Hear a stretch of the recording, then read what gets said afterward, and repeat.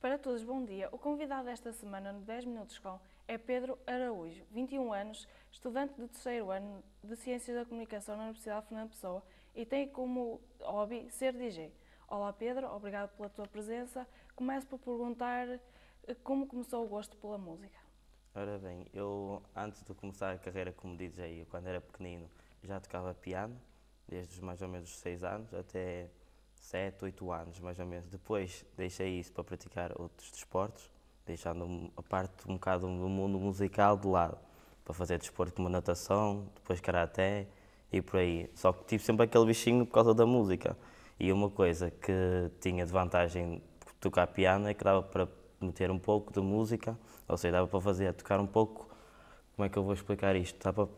Podia, de certo modo, tocar um pouco de tudo, de qualquer estilo musical. E depois, ao deixar o piano, porque depois acabei por esquecer como é que se tocava piano e isso tudo, eu queria ter algo em que podia mostrar ao público como podia meter música e queria algo abrangente, ou seja, algo que eu pudesse pegar em qualquer estilo e conseguisse, através disso, meter para o público. E foi daí que surgiu o bichinho como DJ. Com que idade é que começaste esse gosto por ser DJ? Ora bem, eu comecei a ver mais essa carreira como DJ, primeiro comecei a ouvir house comercial e dentro desse género, como o electro e progressive house. Depois sabia perfeitamente que só aos 18 anos é que podia comprar músicas e como tal, a partir dos 17, quase a fazer 18 anos, foi no verão, em 2007 se não me engano, comecei a tirar o curso na Dance Planet e a partir daí, acabando o curso, passado um mês, 18 anos, em outubro, e a partir daí comecei a minha carreira como DJ. Tem algum ídolo como referência? Um ídolo como referência, tenho o Laid Back Luke. Este verão que passou, eu fui a Ibiza e tive o prazer de ver no Amnésia para mais de 8 mil pessoas. E, nessa altura até paguei 50 euros para o ver. Foi ele, foi o Paulo Van Dyk e foi o Calvin Harris. E depois outros artistas de renome de várias editoras.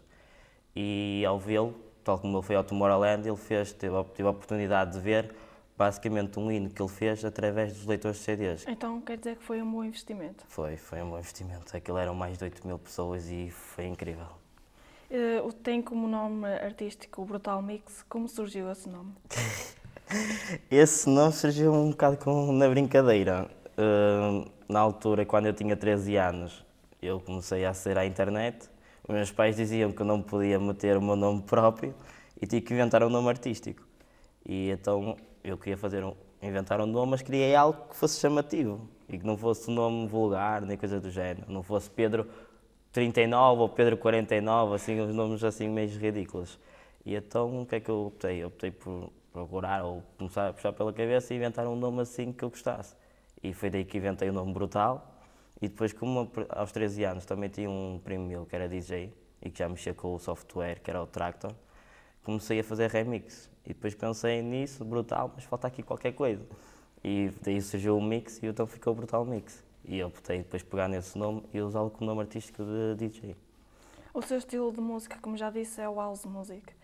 Como se encontra o mercado neste momento da house music? É sim, o mercado, estás-te a referir aqui ao Porto, certo? Sim. Ou aqui a nível nacional. É sim, o mercado, hoje em dia, há muitos DJs com vários estilos, seja drum and bass, seja dubstep, seja hip hop, seja house, seja latinada ou brasileirada. Porquê? Porque hoje em dia qualquer um consegue pegar num software e consegue meter música. Agora, há uma diferença nisto aqui. Porquê? Porque assim, enquanto que um DJ, e depois já há a diferença entre os DJs e os pseudo-DJs, porque há muita gente que pensa que há aí DJs com fartura e há, mas eles para mim não são DJs, são pseudo-DJs porque nem curso têm. Mas um DJ também não é preciso ter um curso. Só que qual é que é a diferença? É quando com um DJ não dá pregos, ou seja, as músicas saem todas alinhadas quando sai para a pista, porque enquanto o público está a ouvir uma música, nós estamos a acertar outra com os headphones. E o que é que acontece? Há muitos DJs que não sabem acertar músicas. E depois, ao lançar a outra música que estava a ouvir para a pista, o que é que vai acontecer? Vai dar aquilo que nós chamamos de DJs como termo técnico de pregos. Ou seja, não vai haver sintonia entre as duas músicas e as músicas vão ficar distorcidas. E o público vai notar que não há uma sintonia entre as duas músicas e a qualidade vai interferir a nível musical com o público. Como surgiram os primeiros convites para meter música? É assim, no início não foi fácil, porque como já tinha explicado, havia muitos DJs e pessoas DJs e muitas vezes eles atuavam de graça e ainda atuam hoje em dia. Como é que eu consegui inserir-me no público? No início foi muito difícil, eu recorri a pessoas que não conhecia lá nenhum da noite e eu pedi-lhes ajuda e muitas vezes eles não me ajudaram, porque eles queriam que eu fosse, entre aspas, RP, e ao ser RP e a vender pulseiras para eles, atuava como DJ. Ou seja, eu nunca concordei com isso, eu como DJ sei do valor que tenho e sei da música como meto e sei da qualidade que tenho em relação a isso.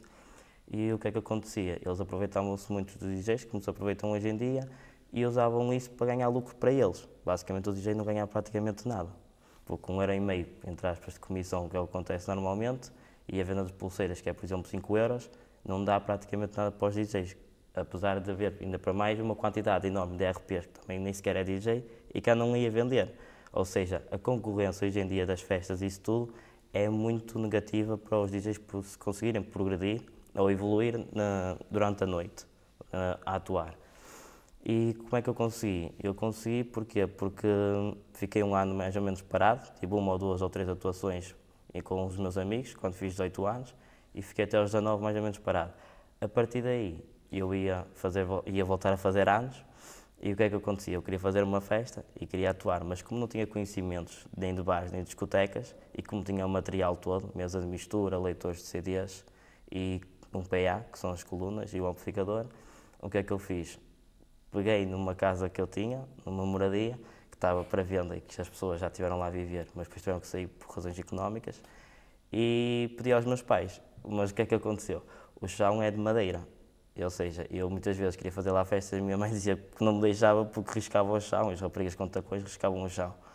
E então o que aconteceu? Uma vez fui a um shopping e calhou de ir à Sport Zone, ver a parte do ginásio, e o que acontece? Eles tinham umas placas de borracha, e eu comecei a olhar e pensei, estas placas de borracha, se eu metesse na moradia, se calhar davam um certo jeito, porque metia lá em cima, por baixo do chão, e o que acontecia? As raparigas e os rapazes podiam ir para lá, não tinham que andar descalço para não riscar o chão, e podia fazer as festas que eu quisesse.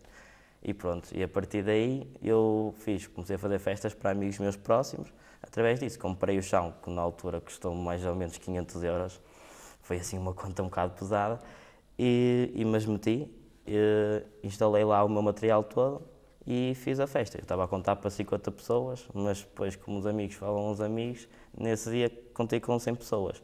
A partir daí, quiseram fazer festas de aniversário, porque gostaram do espaço e da luz e disso tudo.